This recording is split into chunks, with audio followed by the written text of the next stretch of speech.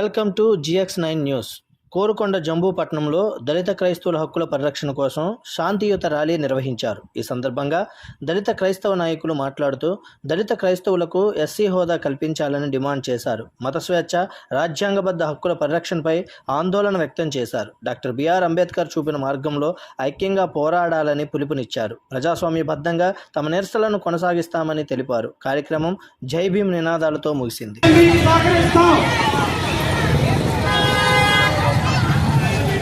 దయచేసి నినాదాలు ఆపొద్దు. క్రైస్తవులపై దాడులు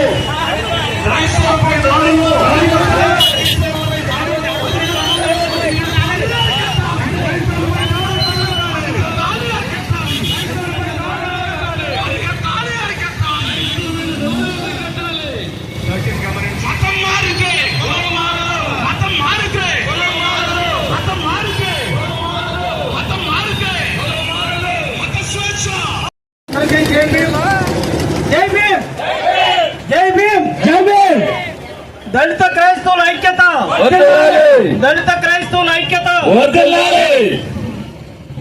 ఈరోజు ఈ కార్యక్రమాన్ని కోరుకొండ మండలంలో ఉన్న దళిత క్రైస్తవులు, దళిత నాయకులు బ్రహ్మాండంగా ఏర్పాటు చేయడం జరిగింది.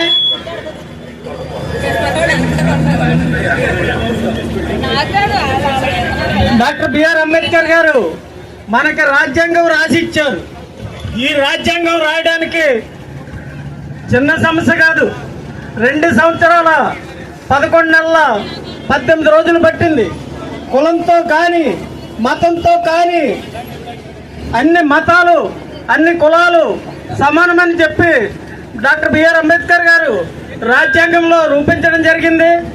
క్రైస్తవులపై దాడులు, క్రైస్తవులు ఏమన్నా పాపం చేశారా? హిందూ దేవాలయాల మీద ఏమన్నా కొల్లగొడుతున్నామా? మేము స్వచ్ఛందంగా క్రీస్తుని ఆరాధించడము, చక్కగా మేము ప్రార్థన చేసుకుంటున్నాము. ఎవరిని కూడా హాని చేయడం లేదు.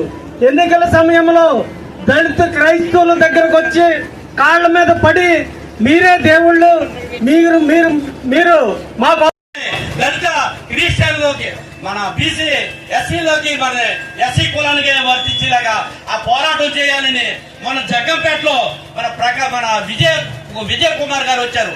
కాంగ్రెస్ లిబరేషన్ పార్టీ నాయకులు, అలాగే పెద్దలు హర్ష్ కుమార్ గారు చేశారు. ఆ రాజ్యాంగం 8 తల వంచి మనీ మనం సాధించుకుంటాం. ఆ వేస ప్రధానికు మన మెజార్టీ మాదిగా క్రైస్తవుల 1.5 కోటి పైన ఉన్నారంట మనం అందరం రాష్ట్రంలోని.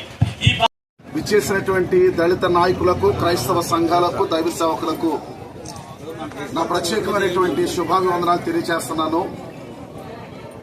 ప్రస్తుత కాలంలో క్రైస్తవుల పైన జరుగుతున్నటువంటి దాడులు ప్రపంచవ్యాప్తంగా అందరూ చూస్తున్నటువంటి సంగతే.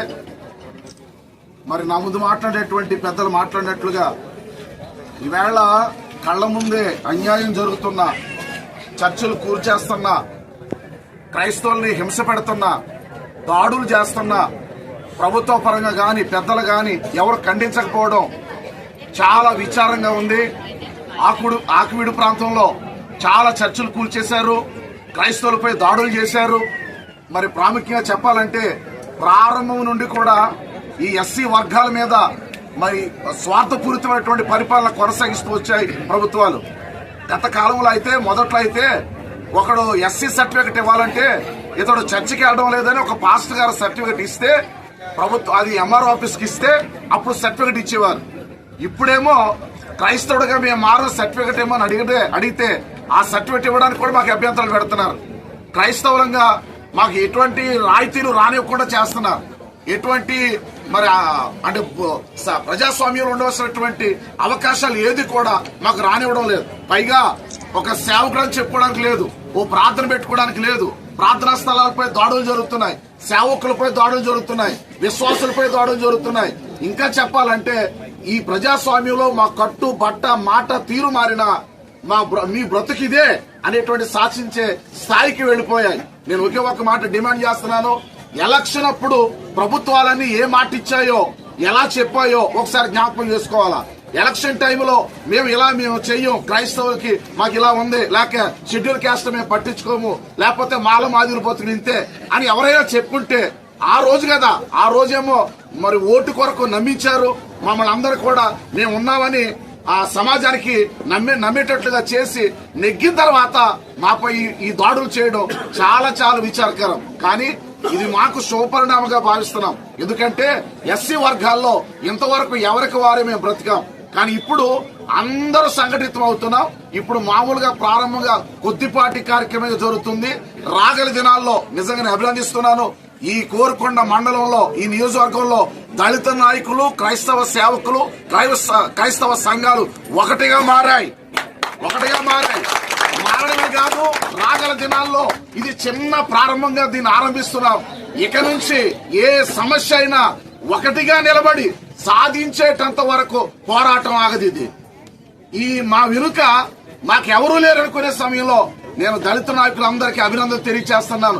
మేము ఉన్నామని చెప్పి ప్రతి గ్రామంలో నుంచి, ప్రతి పేటలో నుండి దళితుడు ముందుకొచ్చాడు, నాయకులు నిలబడ్డారు. పార్టీలకు అతీతంగా, సంఘాలకు అతీతంగా నిజంగా ఈ 2 వారాల నుండి ప్రజలు, దైవజనులు చాలా కష్టపడ్డారు. ప్రతి ఒక్కరికి సహకరించిన దళిత నాయకులకు, విచ్చేసిన పాత్రికేయులకు అందరికీ నమస్కృతులు తెలియజేస్తూ, మమ్మలను, మా వాయిస్ను ప్రభుత్వాలకు తెలియాలా, ప్రజలు ఎలా బాధలో ఉన్నారో తెలియాలా, ప్రాముఖ్యంగా ఎస్సీ కులాలు ఎంత అణిగిపోయాయో తెలియాలి, ఎంత నలిగిపోతున్నారో తెలియాలి. అది తెలిసేటట్లుగా మీరు చేయాలని కోరుకుంటూ ఈ మాటలు ముగిస్తున్నాను.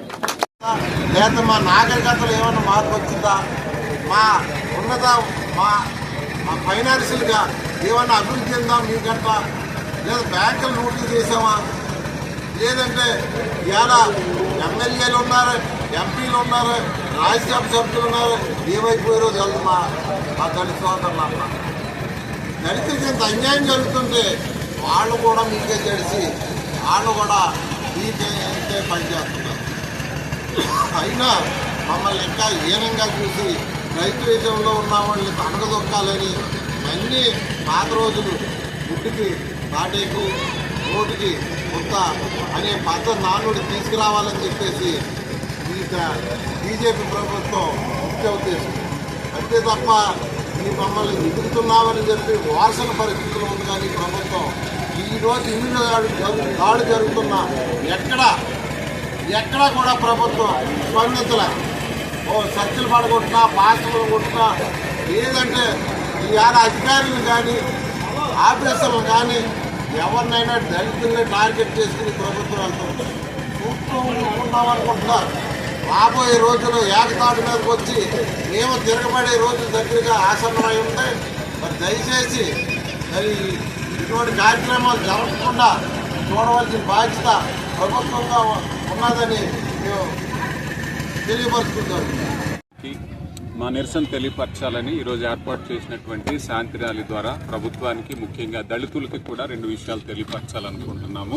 ప్రతిసారి దళితులు కూర్చున్నటువంటి అవసరత ఎలక్షన్ల వరకు రాజకీయ నాయకులకు, మనువాదులకు వస్తూ ఉంది. తర్వాత మమ్మల్ని వివక్షతకు గురి చేస్తున్నారు. ముఖ్యంగా మా స్వతంత్రపు హక్కు ఏదైతే ఉందో, మా సమానత్వము, మత స్వేచ్ఛ హక్కులు హరించటము, మాకు నచ్చిన మతంలో మేము ఆరాధించుకునేటటువంటి క్రమంలో క్రైస్తవుల మీద దాడులు జరుగుతున్నాయి, మా విశ్వాసం మీద దాడులు జరుగుతున్నాయి.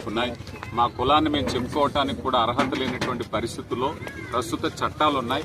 అయితే మరి రాజ్య చట్టాలను సవరించవలసినటువంటి అవసరం ఉంది. ఇది రాజ్యాంగం ఇచ్చినటువంటి స్ఫూర్తి ఏదైతే ఉందో, సమానత్వపు హక్కు, మేము విచక్షణకు లోను కాకుండా ఉండడానికి ఆ అంబేద్కర్ మహాశయుడు ఏదైతే ఇచ్చాడో దానికి మరి వ్యతిరేకమైన చట్టాలు జరుగుతున్నాయి కనుక ఈ రోజు మరి దళితులుగా మేము పోరాటం చేస్తున్నాం. మా నిరసన ప్రభుత్వానికి తెలియపరుస్తున్నాం. అదే రీతిగా దళితులు కూడా మరి అనేక రకాలుగా విభజనలోకి వెళ్లిపోయి విరుద్ధ భావాల్లోకి వెళ్లిపోతున్నారు. ఏకాభిప్రాయానికి రావాలి. మరి ఇప్పుడు ప్రస్తుతం వాడవాడ, రాష్ట్ర వ్యాప్తంగా, దేశవ్యాప్తంగా ఈ విషయాల గురించి చర్చ జరుగుతుంది కనుక ఏకతాటి మీద అంబేద్కర్ స్ఫూర్తి ఏదైతే ఉందో, పోరాడితే పోయేదేమీ లేదు, స్వతంత్రమే వస్తుంది కనుక మరి ఈ స్ఫూర్తితో మనం అందరం కలిసికట్టుగా పోరాడదాం. మరి రాజ్యాంగంలో ఉండేటువంటి మన హక్కులు మనం సాధించుకోవటానికి ప్రయత్నం చేద్దాం. మన మత విశ్వాసాన్ని మనం కాపాడుకుందాం. జై భీమ్.